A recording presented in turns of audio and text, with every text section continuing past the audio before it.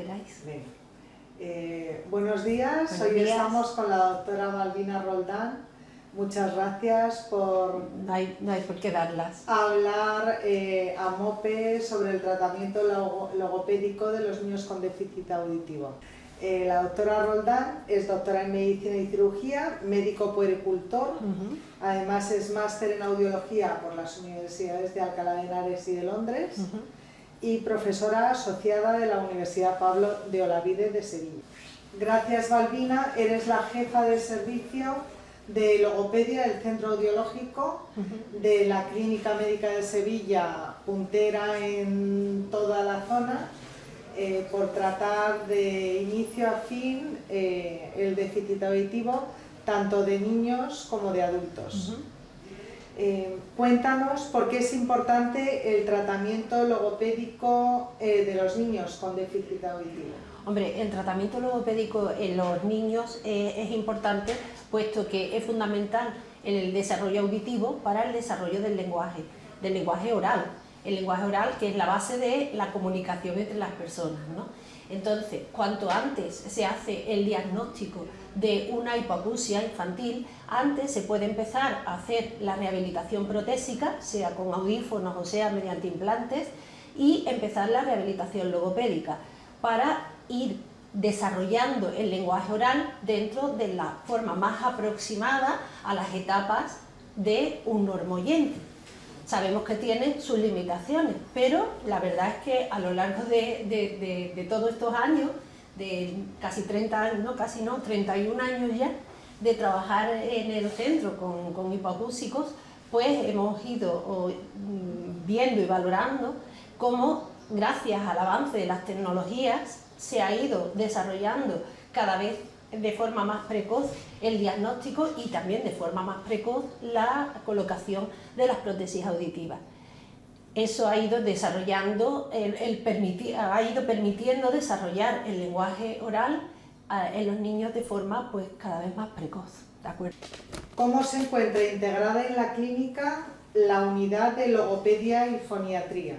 Bien, esta clínica empezó hace muchísimos años, en el 80 y tantos, no sé recordar ahora mismo exacta, solamente como centro de evaluación audiológica, o sea, de exploraciones audiológicas. El desarrollo de esa actividad fue trayendo parejo las necesidades de aportar a los otorrinos de Sevilla, pues aportarle también otros campos con los que complementar, no solamente quedarnos en el diagnóstico. Entonces aquí se empezó a hacer tratamientos logopédicos inicialmente solo de algunos hipoacúsicos que después nosotros trabajábamos también en colaboración, porque esto hay que tenerlo muy claro, siempre hay que trabajar en colaboración, es fundamental el trabajo colaborativo. Entonces, trabajar en colaboración, el diagnóstico, con la rehabilitación y con el otorrino. Y empezamos pues con lo que nosotros teníamos, que era el tema de la hipoacusia y también con el tema de la voz, de las disfonías. Ya a partir de entonces empezamos a realizar también exploraciones de diagnóstico de las disfonías y poco a poco, a lo largo del desarrollo de todos estos años, pues se han ido complementando con otras exploraciones y con otros tratamientos, de que luego, si queréis, podemos ahondar un poquito más en el tipo de patología que abarcamos. Pero fue una integración un poco por necesidad del entorno, ¿no? Y por intentar darle tanto al profesional, al otorrino y al audioprotesista, como a los propios pacientes, darle más herramientas para poder desarrollar en la medida de lo posible, poder desarrollar un tratamiento adecuado, ¿no? Y así, en la necesidad progresiva, pues se ha ido creando esa integración. ¿Y qué pruebas diagnósticas y tratamientos se pueden realizar? Aquí en el centro, aparte de las pruebas audiológicas, que ya supongo que con la doctora Postigo habréis hablado de todas las pruebas que se hacen aquí, Dentro ya de lo que del área mía concretamente, de la logopedia y foniatría, nosotros estamos realizando pruebas que, dependiendo de la patología del paciente que nos llegue, pues son pruebas más específicas. Cuando nos llega una persona que tiene un problema del lenguaje, ante todo lo que tenemos que valorar es si es un niño, si es un adulto. Si es un niño, nos podemos encontrar que tienen problemas del lenguaje, del desarrollo del lenguaje, pues porque hay alguna patología asociada, por ejemplo, por causa de la hipoacusia. Podemos encontrar niños que no tienen ninguna patología asociada, ni hipoacúsica, ni neurológica, ni sindrómica, pero tienen un trastorno del desarrollo del lenguaje oral, que eso llamamos TEL, trastorno específico del lenguaje, y en cuanto a eso, pues hay unas pruebas protocolizadas por edades, en las cuales pues vamos pasando, dependiendo de la edad del niño, se va pasando una prueba. Si el niño además tiene un problema asociado a hipoacusia, pues ya pasamos pruebas más específicas, el test de Lynch, las pruebas de reconocimiento de objetos cotidianos, pruebas que nos van dando ideas de cómo va estando el desarrollo. Depende también, como digo, de la edad del niño. Si nos llega un niño en una edad de menos de año y medio, pues claro, todavía no tiene nada de lenguaje oral, pero ya también valoramos cómo son sus respuestas a estímulos sonoros o a estímulos de la voz o a reacciones a distintas. Y ya ahí se va adaptando la exploración. Eso cuando hablamos del lenguaje infantil, ¿vale? Cuando hablamos de problemas de lenguaje en adulto, estamos hablando sobre todo de aquellas patologías que producen un trastorno del lenguaje. Generalmente suele ser por un problema adquirido, suele ser pues un traumatismo craneoencefálico o un ictus, una hemorragia cerebral o una trombosis cerebral que produce una patología que altera el lenguaje que se llama afasia, ¿vale? Y entonces también hay que valorar, adaptando a la edad, pues hay unas pruebas protocolizadas en las que vamos explorando pues cómo es la comprensión auditiva, cómo es la comprensión lectora, cómo es la expresión oral, cómo es la expresión escrita, el cálculo, ya se va adaptando. Eso cuando hablamos de forma muy global, ¿no?, del lenguaje. Luego, el otro gran caballo de batalla, como os decía, nosotros lo tenemos en la voz. Entonces, en la voz, para diagnosticar, para trabajar con las disfonías, el paciente nos viene derivado del otorrino y normalmente podemos utilizar las pruebas endoscópicas, no lo que me habéis visto antes disfrazada que estaba haciendo, que son las laringoestroboscopias, en las cuales exploramos pues cómo es tanto morfológica como funcionalmente, porque valoramos la onda mucosa y todo esto de las cuerdas vocales. Eso lo completamos también con un análisis acústico de la voz. En el análisis acústico de la voz lo que hacemos es analizar los parámetros acústicos. La voz es un sonido, vosotros sabéis de eso pues más que yo, pero como sonido que es, tiene 4 características: tono, intensidad, timbre y duración. Pues eso lo valoramos en la voz. Entonces medimos tono fundamental, flexibilidad tonal, desde lo más grave a lo más agudo, que puede dar perturbaciones, que es el jitter. Igual pasa con el volumen medio conversacional, volumen mínimo, volumen máximo, volumen de voz proyectada, muy importante sobre todo en los docentes, ¿no? Entonces, todas esas cosas las vamos midiendo pues con medidores de frecuencia, con medidores de volumen y también pues, hacemos el análisis de los armónicos de la voz, utilizando para eso sonogramas de banda estrecha, para ver cómo son los armónicos, cómo es el componente que puede haber de ruido, la relación armónico-ruido. O sea, eso es física acústica, que de eso sabéis vosotros también muchísimo. Pues esos análisis también lo hacemos. Y luego otros trastornos importantes pues, que también evaluamos, pues los del habla. Y en el habla, ¿qué tenemos? Pues tenemos dificultad para pronunciar determinados fonemas, o sea, lo que llamamos dislalia.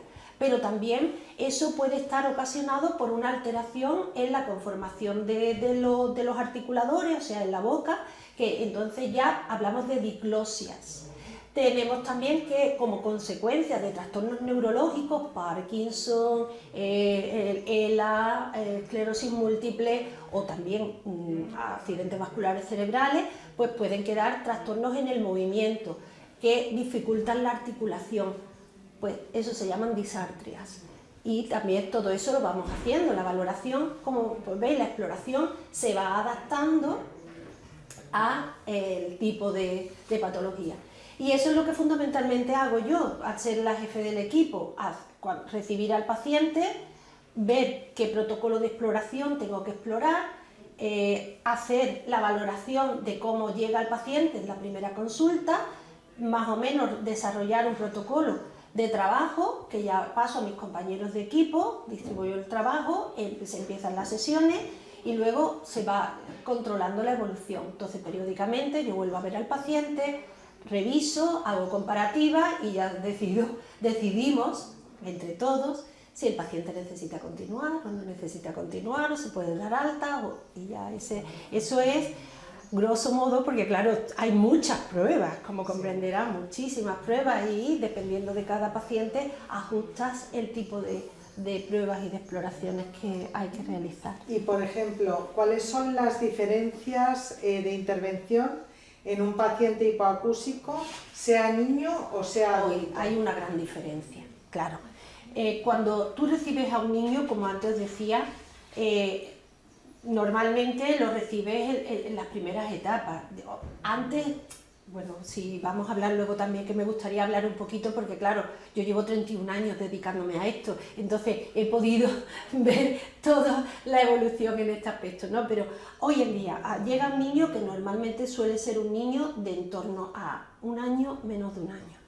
Entonces la cuestión es empezar a trabajar lo que es la estimulación y el entrenamiento auditivo, y ahí vas a empezar a trabajar pues con todo tipo de sonidos, con voz, con ruidos del medio ambiente, sobre todo de forma lúdica, sobre todo jugando con ellos, ¿no? El papel de los padres es fundamental, porque hay que entrenar a los padres también a que se acostumbren a desarrollar en el niño esa la intención de escucha, ¿no? para poder ir desarrollando, ir captando, porque siempre aprendemos, primero hay que oír mucho para crear y después producir, ¿no? Y hacer pues ese mecanismo de discriminación, reconocimiento, ¿no? Entonces el niño, el trabajo hay que planteárselo pues gotita a gotita, pero a largo plazo. Cuando llega un hipoacúsico adulto, normalmente el hipoacúsico adulto ya su lenguaje está desarrollado, o sea que dificultad para comunicarse las que le crea su problema auditivo. Por eso ahí normalmente lo que ellos demandan al logopeda suele ser más el trabajo de la lectura labiofacial. ¿Por qué? Porque si han perdido la audición de forma brusca, no han ido entrenando y se encuentran que en determinados momentos, en determinadas circunstancias, aunque su prótesis esté muy bien adaptada, pues le falta un poco de información, y especialmente en situaciones pues que hay varias personas o hipoacúsicos que tienen tipos de trabajo en los que requieren reuniones que les crea cierta tensión, ¿no? Entonces quieren tener todas las herramientas posibles, y la lectura labiofacial es muy importante. Entonces nos reclama pues el trabajo en la lectura labiofacial.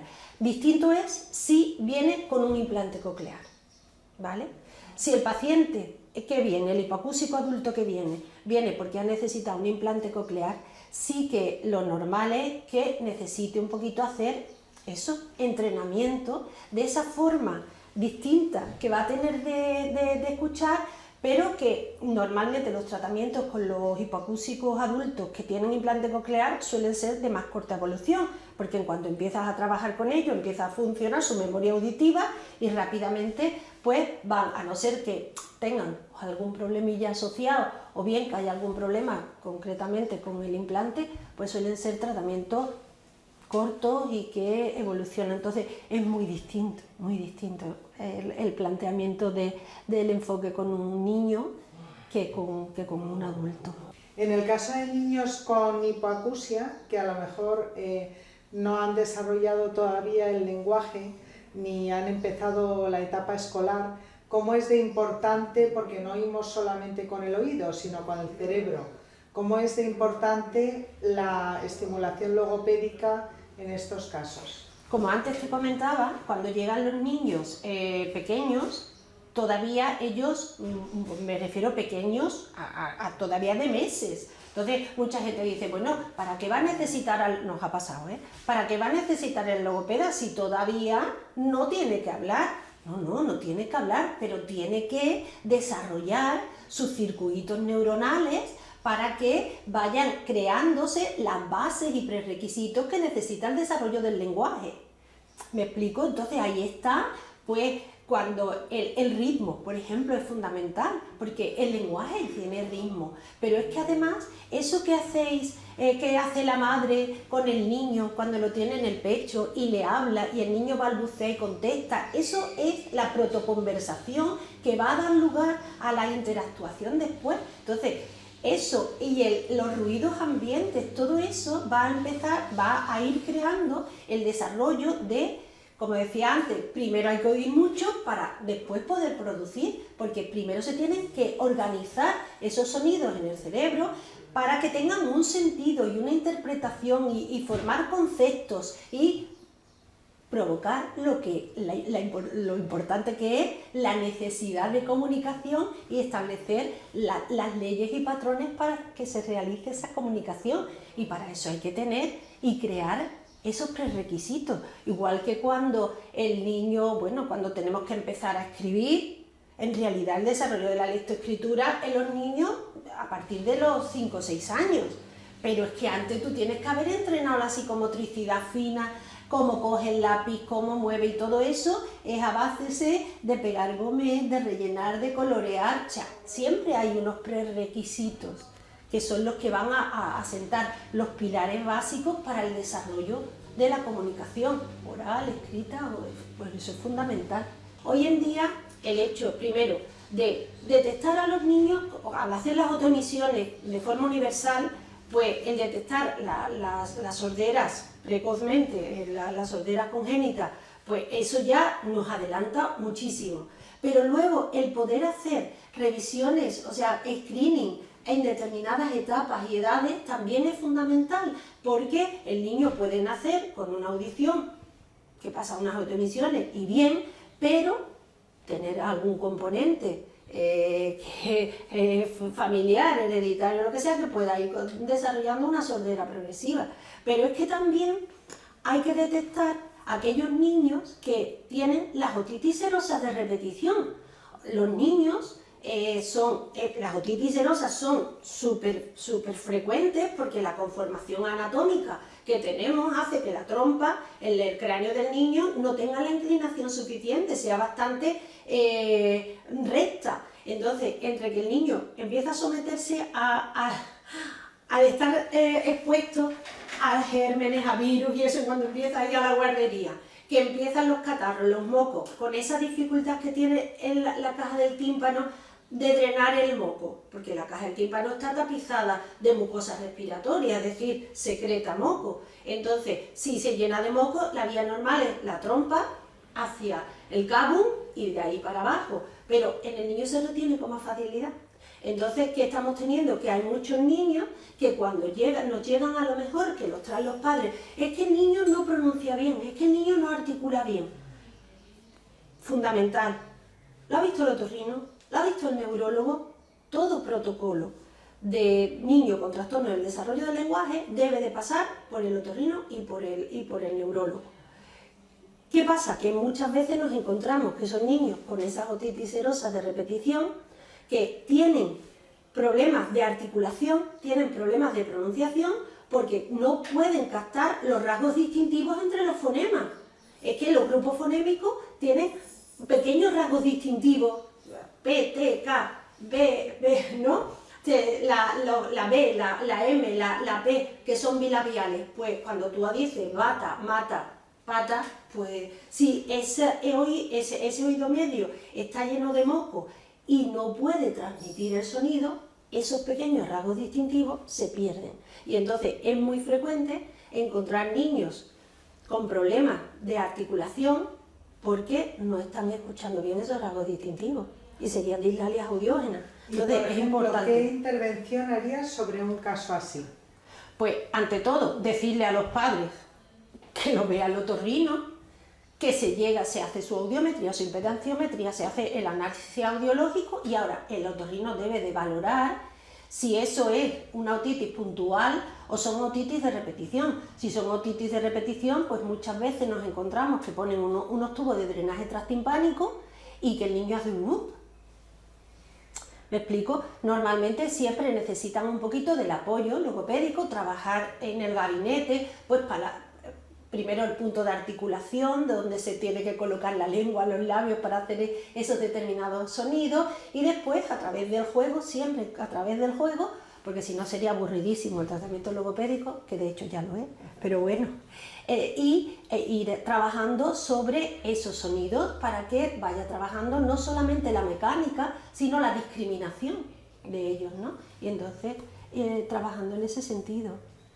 Muy bien, pues muchas gracias, doctora Malvina, a vuestra disposición, por participar en estas sesiones de actualidad en audiología. Muy bien, pues muchas gracias a vosotras.